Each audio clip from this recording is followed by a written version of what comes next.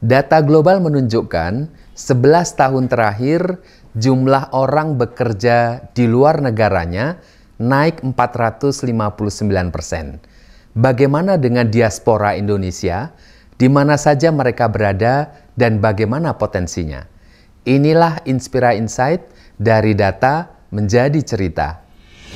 Tagar kabur aja dulu kini makin menghangat sebagai ekspresi kecewanya anak muda kita pada situasi dalam negeri yang sedang tidak baik-baik saja. Opsinya merantau ke luar negeri untuk belajar atau mencari kerja. Sebenarnya bukan hal baru orang Indonesia tinggal di luar negeri. Diaspora Indonesia diperkirakan mencapai sekitar 6 juta orang menurut data Kemenkumham per November 2023. Beberapa data menyebut angka sampai 9 juta.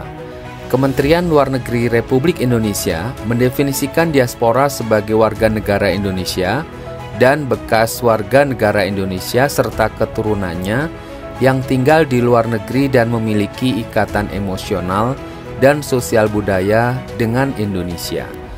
Jika mengacu pada definisi ini, maka pengertian diaspora lebih luas dari sekedar orang Indonesia yang bekerja atau tinggal di luar negeri. Untuk lebih presisi, kita dapat menggunakan data agregat warga negara Indonesia yang tersedia di situs Komisi Pemilihan Umum. Tercatat ada 4,69 juta jiwa warga negara Indonesia yang tinggal di luar negeri. Ini setara dengan 1,7% jumlah penduduk Indonesia tahun 2024. Dalam 14 tahun terakhir, jumlah WNI tinggal di luar negeri meningkat hampir 40%, dari 3,35 juta pada 2010 menjadi 4,69 juta pada 2024. Lalu di negara mana sajakah orang Indonesia merantau ke luar negeri? Malaysia menempati ranking pertama dengan jumlah WNI terbanyak sebesar 2,5 juta jiwa. Disusul Arab Saudi dengan WNI sejumlah 857.000 jiwa. Dilanjut Taiwan sebanyak 238.000 jiwa, Singapura 198.000 jiwa, dan Hong Kong 168.000 jiwa. Pada pemilu 2024 yang lalu, KPU menyelenggarakan pemungutan suara di 128 negara perwakilan dengan total pemilih di luar negeri sebanyak 1,75 juta pemilih. WNI di luar negeri terdiri dari berbagai latar belakang, mulai dari pekerja migran, pelajar, dan mahasiswa serta profesional. Menurut laporan UNESCO tahun 2024, dalam lingkup negara-negara di ASEAN, Indonesia menduduki peringkat kedua berdasarkan jumlah mahasiswa belajar di luar negeri, yaitu sejumlah 59.224 orang data per Februari 2024. Sementara juara pertama ditempati Vietnam dengan 137.000 mahasiswa di luar negeri. 5 negara terbanyak yang menerima mahasiswa Indonesia adalah Australia, disusul Malaysia, Amerika Serikat, Jepang, dan Inggris Raya. Sejumlah negara lain seperti Jerman, Denmark, Finlandia, Norwegia, Mesir, dan Arab Saudi juga menjadi destinasi favorit mahasiswa Indonesia melanjutkan studinya, terutama karena negara-negara tersebut memiliki kebijakan biaya kuliah gratis atau setidaknya cukup terjangkau, khususnya di kampus-kampus negeri. Selain masalah biaya, ekosistem inovasi dan riset di luar negeri, terutama negara maju, dipandang relatif lebih baik dari Indonesia, termasuk terkait insentif, gaji, dukungan regulasi, serta perlindungan hak cipta. Sementara untuk pencari kerja, berdasarkan laporan Kementerian Perlindungan Pekerja Migran Indonesia atau KP2MI tahun 2024, terdapat 297.000 434 WNI yang tercatat sebagai pekerja migran Indonesia. 5 besar negara tujuan utama pekerja migran Indonesia adalah Malaysia, Hong Kong, Taiwan, Singapura, dan Jepang. Sementara provinsi asal pekerja migran Indonesia terbanyak dari Nusa Tenggara Barat, disusul Jawa Timur dan Jawa Tengah.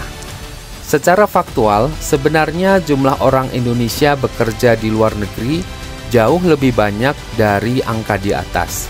Belum terintegrasinya data di antar instansi pemerintah, ditambah masih banyaknya pekerja migran yang enggan melapor, menjadikan jumlah yang terdata masih di bawah realita. Fenomena meningkatnya jumlah orang bekerja di luar negeri juga terkonfirmasi dari laporan terbaru International Labour Organization atau ILO bertajuk Global Estimates on International Migrant Workers yang dirilis pada 16 Desember 2024. Disebutkan bahwa 4,7% atau sekitar 167,7 juta orang tergolong berstatus pekerja migran. Angka ini meningkat tajam dibandingkan jumlah pada tahun 2013, di mana porsi pekerja migran terhadap total angkatan kerja global masih sejumlah 30 juta orang. Ini artinya meningkat sebesar 459%. Meningkatnya pekerja migran juga didorong oleh kebutuhan pasar. Menteri Perlindungan Pekerja Migran Indonesia, Abdul Qadir Karding mengungkapkan, ada 1,3 juta permintaan pekerjaan atau job order dari beberapa negara untuk pekerja asal Indonesia. Dari permintaan tersebut, baru 297.000 yang terpenuhi. Artinya masih ada 1 juta permintaan yang belum terpenuhi. Potensi ekonomi dari pekerja migran Indonesia tidak bisa dipandang sebelah mata. Mengutip detik.com dari sumber Kementerian P2MI menyebutkan, remitansi atau jumlah uang yang dikirimkan oleh pekerja migran Indonesia kepada keluarga atau kerabatnya di Indonesia yang dilakukan pada tahun 2024 mencapai 251,5 triliun rupiah. Angka ini naik 14% dari tahun 2023. Karenanya tidak salah jika pekerja migran Indonesia mendapat predikat sebagai pahlawan devisa. Merujuk pada laporan Departemen Urusan Ekonomi dan Sosial Perserikatan Bangsa-Bangsa atau UNDESA, India merupakan negara dengan diaspora terbanyak di dunia pada tahun 2020, yaitu sebanyak 17,79 juta. Setiap tahunnya, 2,5 juta warga India berimigrasi ke luar negeri, menjadikan India sebagai negara dengan jumlah emigran tahunan tertinggi di dunia. Diaspora India tersebar luas di seluruh dunia, dengan konsentrasi yang signifikan di negara-negara seperti Amerika Serikat, Kanada, Inggris, dan negara-negara Teluk. Dalam banyak kajian, diaspora India dinilai cukup tangguh mengalahkan hambatan dan tantangan yang umumnya dihadapi mereka yang tinggal di luar negeri. Mulai dari adaptasi budaya multikultural, kendala bahasa, tuntutan kerja keras, homesickness atau rindu rumah, adaptasi cuaca dan lingkungan, hingga kemampuan mengatasi isu legalitas. Tak heran jika banyak perusahaan besar dunia kini dipimpin oleh orang India. Sebut saja Sundar Pichai, CEO dari Alphabet Inc., yang menjadi perusahaan induk Google.